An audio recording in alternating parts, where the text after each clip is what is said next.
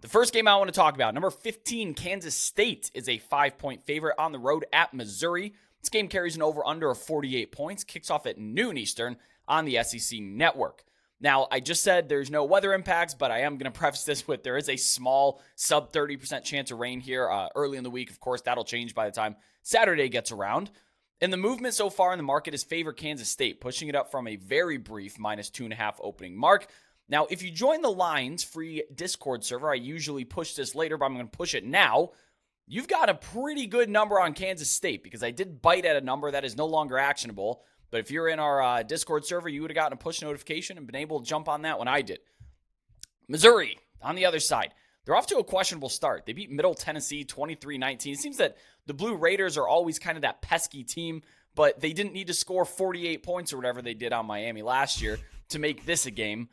Missouri had just 3 explosive plays on 72 plays from scrimmage. Not great, especially against what should be an overmatched opponent. Eli Drinkowitz seems to be okay with being a half team, like good defense, kind of sluggish on offense. I thought Brady Cook would be solid and actually improve the offense a little bit, even though they can't really throw the ball downfield in their spring game. Yeah, that has not been the case so far. One of the stars on offense, though, Luther Burden, wide receiver 5-star, I think one of the highest recruits ever to go to Missouri. He's second currently in the country in yards per route run at 4.88, so at least they're getting him the football. But he's kind of doing it himself. He's forced 7 missed tackles and has an ADOT of just 9.3, which is actually the lowest among the top 5 in yards per route run.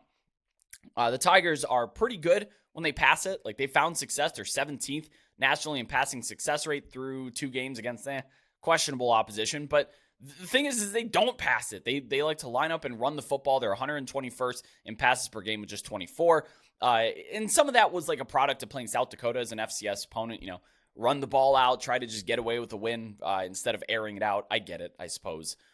Kansas State, they're like Missouri, but they have a functioning offense in this case. They're 20th in EPA per play. They beat up on a Troy team that I thought was pretty good. They forced 4 turnovers, so defensively they're coming through. In the backfield, we have DJ Gibbons and Treshaun Ward. They're splitting carries pretty evenly. Gibbons has actually been a bit more effective through the first 2 games, to my surprise. I thought Treshaun Ward was going to be the workhorse and also very, very good, but Gibbons has been out-producing him so far. Again, it's a tough sample size, though. The FCS and then Troy was very physically outmatched. One important injury note, Christian Duffy, who's an all-conference offensive lineman and a future NFL draft pick, potentially a high one. He has not played in weeks 1 or 2. He did return to practice, and the quote is, "We should know by Thursday whether or not he's going to suit up on Saturday," so keep your eye on that. He's very necessary against this Missouri defensive line that held Middle Tennessee's offensive line to negative 0.3 line yards per carry. I don't care who the opponent is. That's impressive. Yeah, no doubt, Brett. You hit on a ton of the salient points here. Outside of Texas and Oklahoma, Kansas State has the best chance to make the Big 12 championship game by my numbers.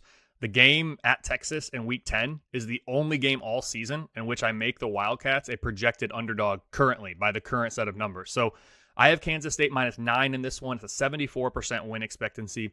The Wildcats are up more than 4 points in my power ratings and have risen from number 21 in the preseason to number 17 currently. So not a huge jump in the rankings, but the ratings have been very impressed, and that's the more important piece here, the more informative piece. The defense has been about what I expected, still hovering in the 20s, but the offense has been improved. They've moved up from number 26 to number 15 following shutout wins against FCS Southeast Missouri and a really strong performance in a 42-13 win against Troy. As you mentioned, no G5 slip-up at home this year for Kansas State like last year against Tulane. That Tulane team turned out to be pretty good. I still think this Troy team is pretty good, but Kansas State certainly handled their business.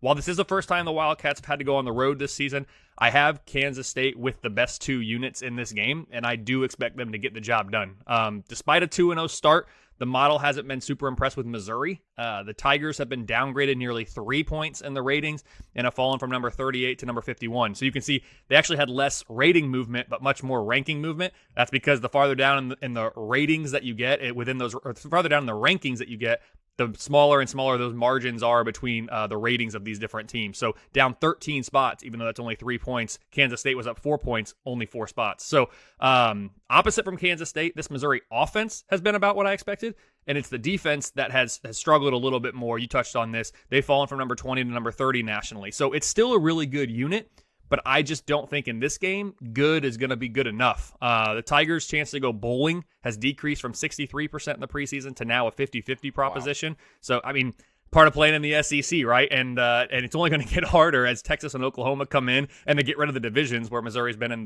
the East despite their geographic location. So that's only going to get harder for the Tigers as they move forward. But for this game, bottom line, I have Kansas State -9 with a 26% chance for Missouri to pull off the upset win at home. Yeah, Missouri's so frustrating because it's not a talent issue.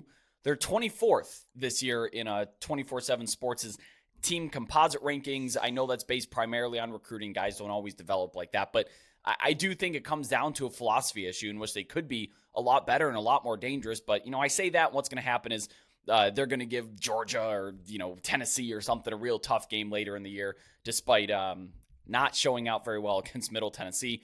My aggregated power ratings, they align with yours. I'd say anything under 6 with Kansas State is probably fine to lay. 5 is about as dead a number as you'll find on the entire board. So you're afforded some patience. You can wait to see if that moves up or down a little bit, maybe get a better number. If you are looking maybe to bet Missouri at home here, you can definitely wait on that. I love throwing this out when there's coaches that are particularly good against the spread with a sizable base. Chris Kleiman, nobody better in the FBS against the spread. He covers 64% of the time, and this is going into year 5 now. I mean, this is a program that perennially overproduces and beats expectations. So if you are looking for just a little thing to nudge you over the edge, Kansas State does that. So again, if you're in the Discord, you'd have gotten a lot better number on this, but I'd still play anything under 6, I think, for Kansas State.